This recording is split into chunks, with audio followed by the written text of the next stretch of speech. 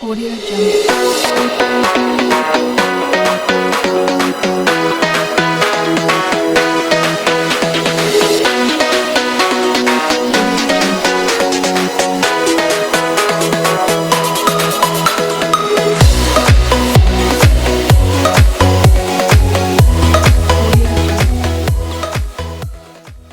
Hey, welcome back to our invitation. Guys, we have a very special call today, and guys, I want to just Eid Mubarak to all of you today, to the Muslims, to my friends and family. Just want to say thank you, guys. Guys, I'm looking in EG, nice, cool. Don't worry, it's a spoon certified, guys. I hope you like this video and share with your friends and family and whoever you know. I know that people will like this video and that I'll enjoy this video and that I'm excited to do this video. Guys, can't you see? It's a spoon certified car. As you know, you're gonna see the cinematics, you're gonna see the talking, we're gonna drive and talk actually. So yo guys, enjoy this video. Peace out.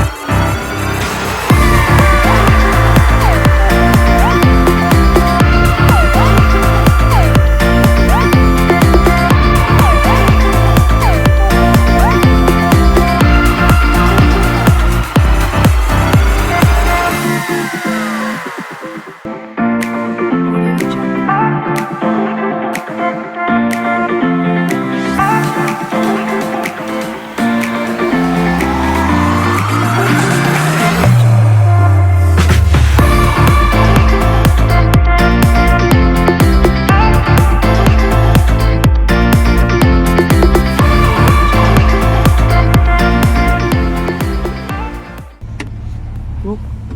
Here we go. Ready? So we got the owner of the car here. We're gonna go take a drive, and as we talk, normally you know we normally stand still and talk, but this guy is so nice that he would even let us go for a drive and talk. So what have you done to your car? So it was I always wanted a EG9 Civic since I was a kid, and unfortunately, being in South Africa, we're limited to imported cars, and I then bought this one. I always wanted a white one, and I couldn't find a white one ever.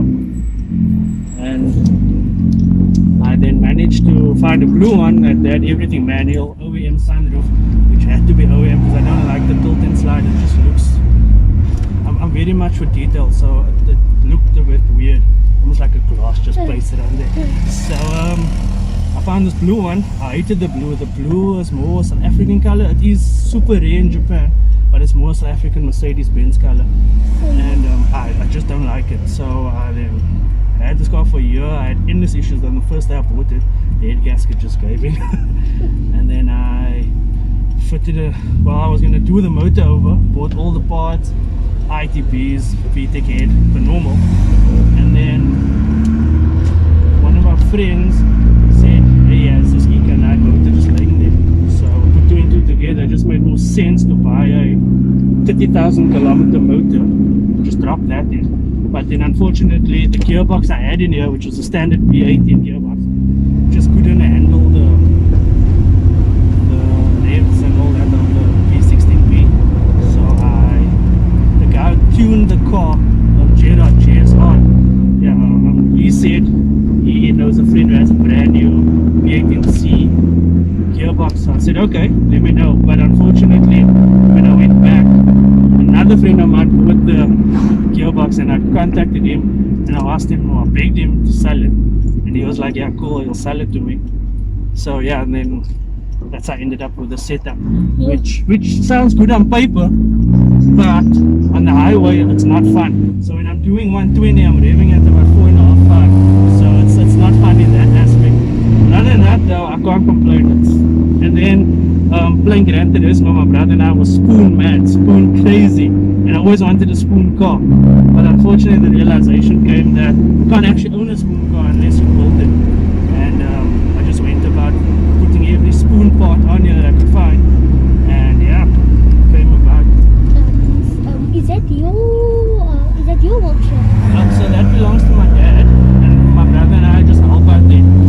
So yeah, and that's another thing, that through this car I learned a lot about suspensions, and I love track racing. So with that in mind, I then started to help other guys fit suspensions and just help them set up for a much better price than what other guys are charging, because we were getting ripped off locally. And so that's how I slowly built up friends along the way, and they helped me. And in the car industry, that's what it's supposed to be about, just helping each other. So you want to be helping people with other cars if they're in trouble? Yes, so we try to do that. People can just call us and we'll assist them. And I mean, most places charge for advice or help, and we can't see that being a good thing, especially in the small community of cars. So we try to help everyone, and so far it's been helping. I mean, we help them, they help us, and that's how we grow from there. Now what does spoon certified mean? Okay, so the spoon certification, you need to buy a certain amount of parts in a spoon, and also just for them to recognize that you support them. That's nothing crazy. You get discounted and all that. At first I thought it's cool, it probably is, it's something to brag about, which I don't like doing, but as you go on you realize it's just a little tag, which is nothing really cool. But just to know that you have authentic parts, spoon parts on your car. Spoon's idea to modifying is not going fast. Yes, sure, they do circuit cars, and that it's all about balance. So if you look at this car on the outside, it looks pretty standard, but where the fun lies, where the whole performance orientation comes from, is on suspension and just the drivability. So I can push this car to limits that is fun for me and safe, and I mean, so yes, lots of people will be like, you spend so much on the car, but you could have gone K20. I don't want to go K20 because you all that power, but then they forget about the brakes, the suspension, the tires. So with this is perfect for me. I mean, I can have fun, I can go cruising, and yeah, sure, K20 I can do the same, but obviously if I go K20, then I would want to punch it all the time, and you know, but it's just, I mean, what more do you want from it? There you go, that's 10,000 revs on it, and it's super fun. So it's just a little 1600. You see, me and my dad love power. We love our car. We have a D50 motor in. Okay, cool. And in that we use it as we go on the mountains, so we enjoy the mountains. Exactly, and like today is a very nice day to go on the mountain and go take a drive. Yeah. Just with like 3 cars, 2 cars, or maybe on your own. Yeah. On your own is nice. yes, I have mad respect for those people that push the limits of the chassis, the EG chassis and EKs. But that's not for me, man. That's I want to know what tires are on you. So this is Yokohama S drives, 195, 55s. I kept to the 55, which is the OEM size. But the car came out with, it allows me to go a bit lower, but still the height from the lowest part of the exhaust to the road is 90 centimeters. Okay, 90 millimeters, which means that I can go safely over bumps and stuff. And that's a Japanese height thing as well. When they do registration in Japan, it has to be 90 mils. So I'm keeping to that all that small detail as well. Yeah. It's all so smooth. Yeah, exactly. So that's what I want to show you. That's why we're cruising first. I want to show you how you can build a well-balanced car, still look good, yet you know the looks always comes after. Those that build a car for looks, and then I think that's the wrong way to go about it. If that's your style, then sure, go for it. But the looks should come after. I think the power. I think everyone's keen about the power because everyone wants to race and be that person. But it's about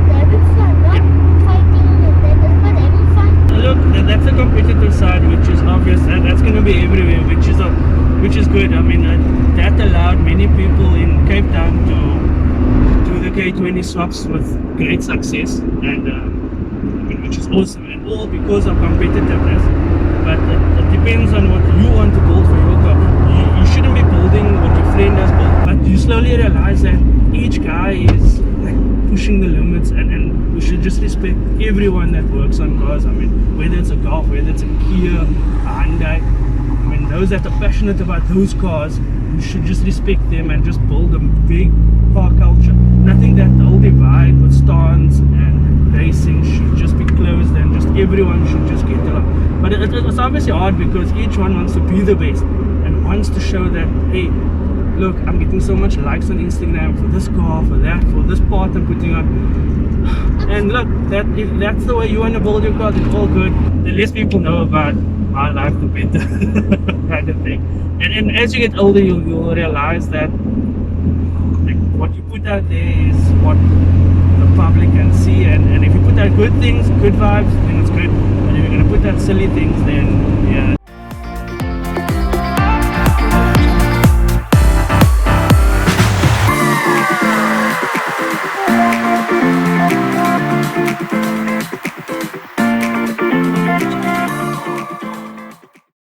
Hoping that this car's clear, but yeah, hopefully we find an open road. And I love this road because then I go in the gutters here. Oh, like Takumi. Yeah. Oh, so you know what initial D? From Yeah. initial D, Yeah, and yeah, then Iski, and then. But I yeah. enjoy So what's your, watching. sorry to interrupt, what's your favorite car in initial D? It's the 86. Okay, so I have a friend who has a real one. Well, hopefully when it's done, Sergio, if you're watching this, then I will hook it up with you. Thanks, man. I'm enjoying this car. It's really nice. I wish you could drive. If you could drive, you could just drive it. If But you see my dad, if you see my starting, I was driving my dad's car. oh, okay. So I'm Okay, but learning. obviously for legal reasons, I can't let you Yeah. drive. But yeah, when you have your license one day, I'll still have the car. Yeah, so that's my dad's trying to get me a Mini Okay. for me to learn how to drive. Okay. And he wants to build it up for me, and so I can learn, because I want to first do straight and then get used to the car, Yeah. and then maybe buy me a car, and then maybe go mountain racing. I feel like I'm gonna be a good tailgate person. Well, then you just have to keep going at it and just practice. But a good tailgate person, just remember, respects the other road users. If you see a car on the road, just slack down. Don't be that guy to, bump, like that. to go into that car, like push that car. Sit back. Yeah, don't ever push another car. Mm. The cars taught me about discipline. It taught me patience. Just a lot of things, man. Like if it hadn't been for cars, I swear I don't know what I would have been doing. But yeah, cars is my first and I think only passion that I have for anything material.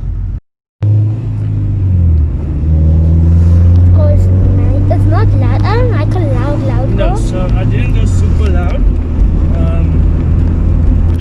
So these are all, everything on is Japanese spec parts. So in Japan you need to be able to pass a thing called shaken tax, and with that the decibel readings need to be a certain, and I try to stick to all those.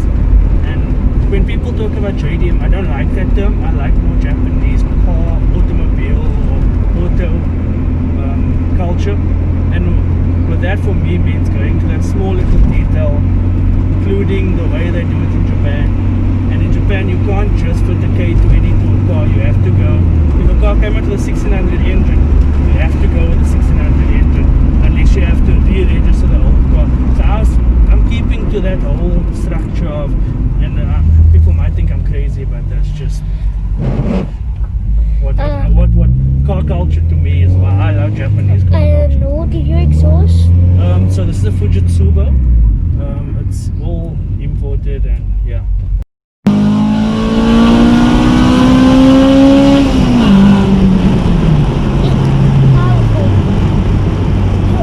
Powerful. So with Honda South Africa, it was run by Mercedes-Benz, and they actually had an EG9 tested in South Africa. It's the same EG9 that was used for the media pamphlets and all the adverts in Japan, and that's the same one that Jodie Foster used, and it's also the same seats that you're sitting on. So it's from the blue one. Many people know about the car. They brought that car in South Africa to test, and unfortunately, it was so high equipped that it would make more sense to buy an EG than buy a Mercedes-Benz C-Class AMG, and it was much more powerful with the VTEC. Close. So can you imagine a 1600 engine as powerful as, I'm not sure what the AMG is, a 3 liter or something? And so they downgraded everything. They put the crappy seats in. They took out all the cool stuff, like the auto climate control and the bronze tints, all the small things, just to make it cheaper, so that it could be Mercedes-Benz use Honda as an entry-level car or cheaper option to a Mercedes-Benz. So that's the reason why Hondas in South Africa were lower spec than the Japanese. And many people think Japanese cars in South Africa are more of a low spec or entry-level car. But in Japan, they are so high. Like an entry-level Civic had more options than one of the top-of-the-range Mercedes or BMWs in South Africa. And I want to know, how did you get your car into Honda? So I asked for a cap or a t-shirt, and they couldn't offer me that after spending so much money there. And then I said, okay, let me just use your turntable. But the story behind that was the car left. So I got the birth certificate for this car. It left under Cape Town in 1995 July, and it actually went back there. You go to that event when it really was about Red Race to see how much Hondas is there? No, I did not. I'm not really big on events. I just build cars for myself. I don't build it for anyone to see, or this is strictly for myself and for my fiance, just to enjoy and Feel. So I never want to put it in. I never built a show car. I never built a car for people to to criticize or look at. So this is strictly just for me. Yeah, to enjoy. I mean, I don't care if people think what they think about it. Yeah.